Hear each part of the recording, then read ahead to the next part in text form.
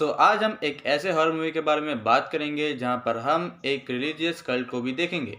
तो मैं तुम्हें सबसे पहले ही बता दूं कि मेरा इरादा किसी भी रिलीजियस को हर्ट करने का नहीं है। एंड इस वीडियो में मैंने सिर्फ इस मूवी को ही एक्सप्लेन किया है जिसका नाम है द लॉज। चलो इस मूवी को डिटेल में जानने की कोशिश करते हैं।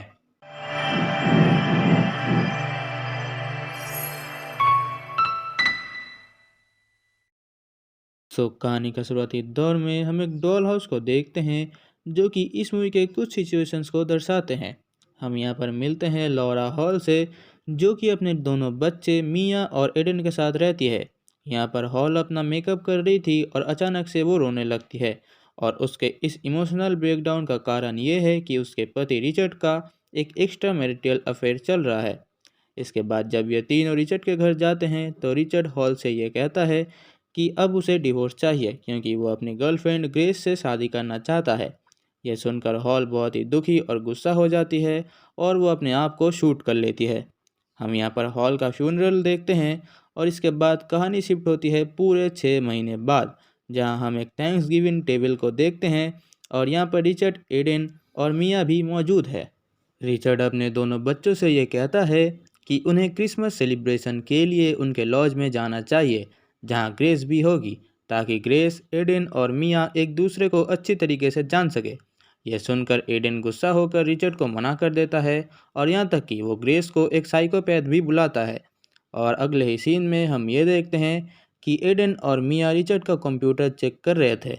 असल में रिचर्ड एक साइकोलॉजिस्ट था जिसने कई सारी बुक्स लिखी थी about the religious cult, and यहाँ पर ग्रेस के बारे में भी लिखा गया था।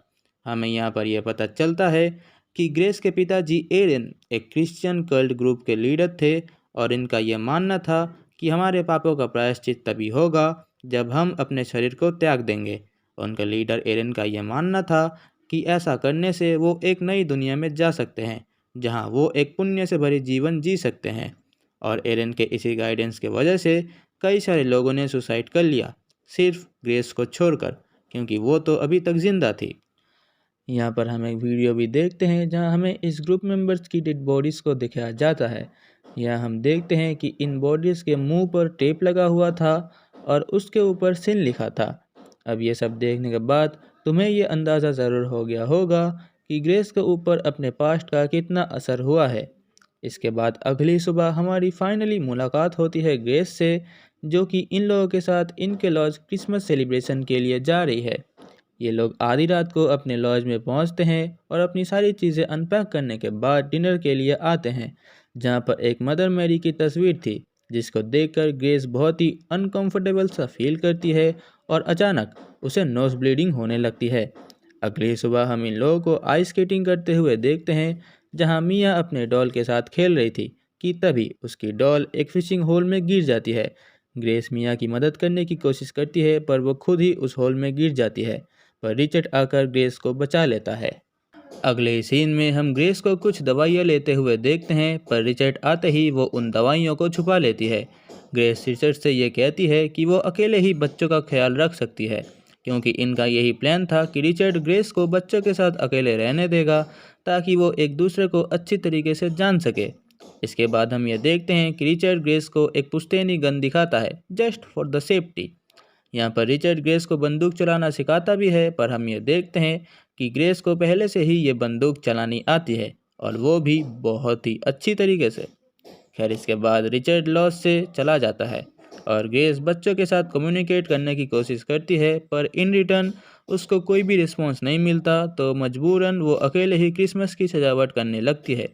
कुछ देर बाद वहाँ पर मिया आती है और ये दोनों बातें करने लगते हैं कि मिया को हमेशा से ही एक डॉग चाहिए था as a Christmas present, but उसके डैड इसके खिलाफ थे। यहाँ पर हम ग्रेस के हाथ में एक क्रॉस का स्कार देखते हैं, जिससे कि हमें यह समझ आता है कि चाहे वो अब अपने पिताजी के कल्ट का हिस्सा भी ना हो, पर उसका पास्ट अब भी उसके प्रेजेंट और फ्यूचर को इफ़ेक्ट करता है। इसके बाद रात को ग्रेस को दौरे पड़ने लगते हैं।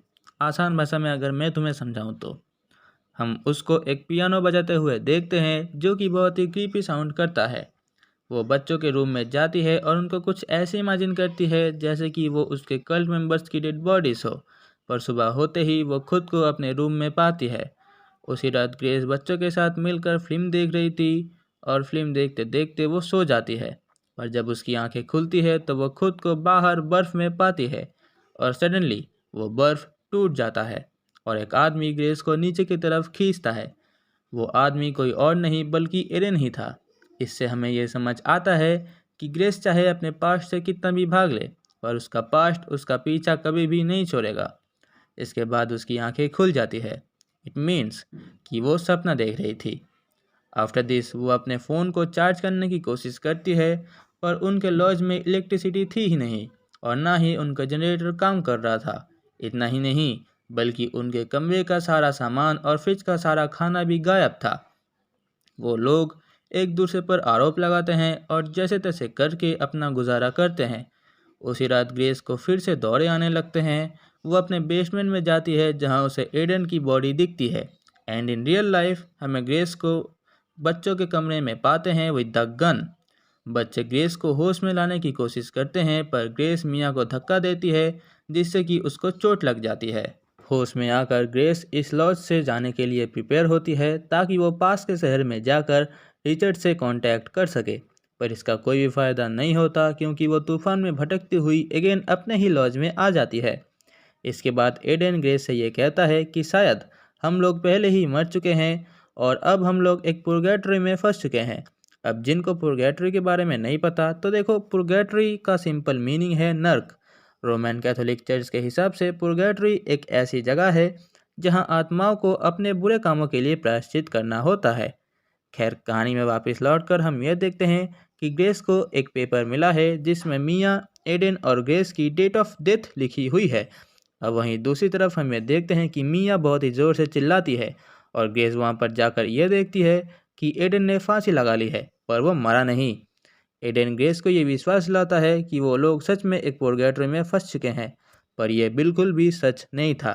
अगले ही सीन में हम यह देखते हैं कि एडन ने जिस रस्सी से फांसी लगाई थी वो फेक थी और बाकी बेतुकी आवाज़ें एक रेडियो से आ रही थी। जी हाँ मेरे भाई, इन दोनों बच्चों ने ग्रेस से अपना बदला लिया क्योंकि इनका यह मानना था कि उनकी माँ की मौत ग्रेस के वजह से ही हुई है। इन सब के बाद ग्रेस बाहर चली जाती है और गॉड से माफ़ी मांगने लगती है कि तभी उसको अपने कुत्ते की डेड बॉडी मिलती है। ये सब कुछ देखकर ग्रेस पूरी तरीके से अपने पास्ट में चली जाती है और अब वो इससे कभी भी बाहर नहीं आती। वहीं दूसरी तरफ हम देखते हैं रिचर्ड को, जो कि मिया और एडन के डॉल हाउस को देखता है जहां एडन का डॉल फांसी में लटका हुआ है। इससे हमें यह समझ आता है कि एडन और मिया ने यह सब कुछ लॉज में आने के पहले से ही प्लान करके रखा था और इसीलिए हमें भी ये डॉल हाउस बीच बीच में दिखाया जा रहा था। यह सब कुछ देखकर रिचर्ड लॉज के लिए निकल पड़ता है। वहीं दूसरी तरफ मिया और एडन की जान खतरे में थी, पर सही वक्त पर वहां पर रिचर्ड आ जाता है और वो ग्रेस को पुश्तैनी गन के साथ पाता है। रिचर्ड उसको रोकने की कोशिश करता है, पर इसका कोई भी फ़ायदा नहीं होता क्योंकि ग्रेस उसको शूट कर देती है। एडन, ग्रेस और मिया रिचर्ड के बॉडी के साथ प्रे करते हैं एंड इसके बाद इन तीनों ने ही अपने मुंह पर वो सीन वाला टेप लगा लिया एंड इसके बाद हमें एक लोडेड गन दिखाई जाती है एंड इसी के साथ इस मूवी को एंड किया जाता है। देखो, सबसे पहले तो मैं ये कहना चाहूँगा कि इस मूवी में भले ही वो हार्ड वाले जंप स्केयर्स नहीं थे, पर फिर भी इसकी स्टोरी लाइन काफ़ी हद तक सही थी एंड इस मूवी को तुम बिगनिंग से लेकर एंड तक बहुत ही इंजॉय करने वाले हो। और अगर तुम मुझसे पूछते हो तो मेरे लिए सबसे बेस्ट और हॉरिफाइंग सीन वो था जब मिसेस हॉल ने सुसाइड कर लिया। क्योंकि देखो, एज यूजुअल हम क्या देखते हैं, जब मैं एक मैरिड कपल के बीच वो डिवोर्स लेने वाली बात आती है तो वो एक दूसरे पर चिल्लाते हैं, वो एक दूसरे पर झगड़ा करते हैं। पर यहाँ पर मिसेस हॉल ने बिना सोचे समझे, बिना अपने बच्चों के बारे में सोचे समझे कुछ ही मिनटों बाद सुसाइड कर लिया, जो कि बहुत ही अनएक्सपेक्टेड था। एंड इसके अलावा भी हमें इस मूवी में वो डॉल हाउस का रेफरेंस बहुत ही अच्छी तरीके से दिखाया गया है, जिसके ऊपर मैंने तो एकदम बिगनिंग में ध्यान दिया ही नहीं था। मुझे तो एकदम लास्ट में समझ आया कि जब रिचर्ड उस लॉज में लौट रहा था, तब आई वॉज लाइक, ओ इन्होंने तो ये पहले से ही प्लान करके रखा था मेरे भाई। इसी से हमें ये समझ आता है कि हम जिन बच्चों को भगवान का रूप मानते हैं वो कभी कभी राक्षसों के भी बाप निकलते हैं, क्योंकि इस जनरेशन के बच्चे बहुत ही मादर। खैर देखो, मैं ज़्यादा कुछ नहीं बोलूँगा, रीज़न मुझे भी पता है और तुम्हें भी।